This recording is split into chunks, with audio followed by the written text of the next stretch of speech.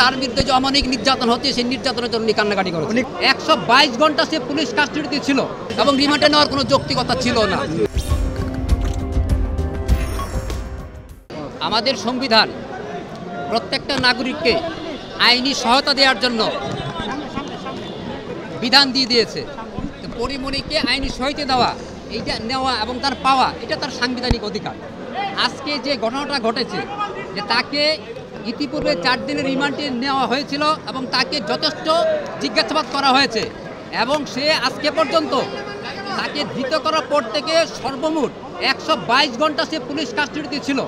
তারপরেও তাদের জিজ্ঞাসাবাদ শেষ হয় নাই। বিজ্ঞ আদালত সেগুলি আমাদের বক্তব্য শুনেছেন।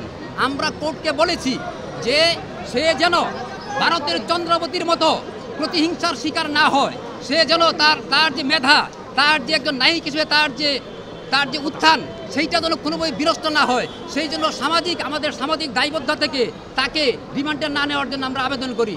এবং এই মামলায় যে অভিযোগ আনা হয়েছে, এই অভিযোগের সাথে বারবার রিমান্ডে নেওয়ার জন্য কোনো প্রয়োজন নাই।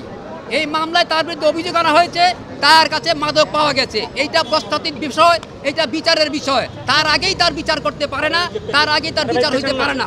তাকে অযথা বারবার রিমান্ডে নেওয়া হয়েছে এবং আজকেও বিজ্ঞ আদালত সন্তুষ্টে 2 দিনের রিমান্ড মঞ্জুর করেছেন। আদালত মনে করেছেন তাই করেছেন। আমাদের বক্তব্য হলো রিমান্ডে না গেলেই ভালো হতো এবং রিমান্ডে নেওয়ার কোনো যৌক্তিকতা ছিল না। আচ্ছা, উনি কাঠগড়ায় কান্নায় ভেঙে পড়েছিলেন। উনি কাঠগড়ায় কান্নায় ভেঙে পড়েছেন। আমি যখন কোর্টে সাবমিশন রাখছিলাম তখন আমি বাংলাদেশের চলচ্চিত্রের ইতিহাস বলেছি, ললিতার ইতিহাস বলেছি, আমি চন্দ্রাবতীর ইতিহাস বলেছি এবং এই যে আমাদের যে সমাজ ব্যবস্থা কীভাবে চলচ্চিত্র অঙ্গনে আসছে এইগুলি বলায় উনি যে আবেগ আপ্লুত হয়ে কান্নাকাটি করছেন এবং তার বিরুদ্ধে যে অমানবিক নির্যাতন হচ্ছে সেই নির্যাতনের জন্য উনি কান্নাকাটি করেছেন। উনি কিছু বলেছেন আপনাদের আজকে? উনি আমাকে সরাসরি কিছু বলে নাই, উনি শুধু কান্নাকাটি করেছে এবং উনি ন্যায় বিচার চেয়েছে। মানুষকে বলেছে মানুষ যেন তাকে ন্যায় বিচারের জন্য তাকে দেখে। আচ্ছা, সরকার পক্ষ বলতে চায় যে তাকে আরও রিমান্ডে নেওয়ার প্রয়োজন আছে। আমি সরকার পক্ষকে প্রশ্ন করেছিলাম যে কোন কারণে তাকে আবার রিমান্ডে নেওয়ার যৌক্তিকতা আছে, সেইটা তারা ব্যাখ্যা করতে পারে না বলে আমি মনে করি। এবং আমাদের কাছে যে দরখাস্ত দিয়েছে কোর্টে যে তাকে রিমান্ডে নেওয়ার জন্য দরখাস্ত, সেই দরখাস্তের কপিটাও আমরা আজকে ঠিকমতো নিতে পারি না, যার জন্য আমরা আমাদের মামলাটা ভালোভাবে প্লেসও করতে পারি না। এইটা আমরা যারা চেষ্টা করেছিলাম, আমার ক্লায়েন্টের পক্ষ থেকে যারা চেষ্টা করেছিল তার সাথে যোগাযোগ করার জন্য, তার সাথে দেখা করার জন্য, তাকে প্রয়োজনীয় প্রত্যাদি তার কাপড় চোপড় দেওয়ার জন্য, তারা সেটা পারে নাই। এবং আমরা কোর্টে গত পরশুদিন কোর্টে আমরা দরখাস্ত দিয়ে বলেছিলাম তার সাথে দেখা করার অনুমতি দেওয়ার জন্য, সেইটাও দেওয়া হয় নাই এবং সে আসলে এক কাপড়ে আছে বলে আমাদেরকে জানিয়েছে, আমরা তাই বলেছি।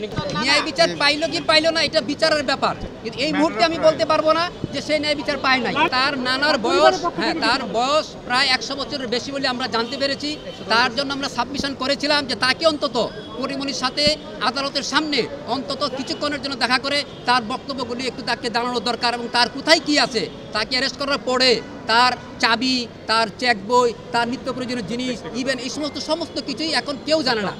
তাকে প্রোটেকশন, তাকে তার বাসায় কোথায় কি আছে এবং তার কোথায় কি আছে এইগুলি আইনজীবীকেও অ্যাসিস্ট করার জন্য যে সমস্ত কাগজের প্রয়োজন এইগুলো তারা দিতে পারতেছে না। এই জন্য সে দেখা করতে চেয়েছিল। বিজ্ঞ আদালত সেটা নামঞ্জুর করে বলেছেন যে সেটা কগনিজেন্স আদালতে, আমলি আদালতে যাওয়ার জন্য।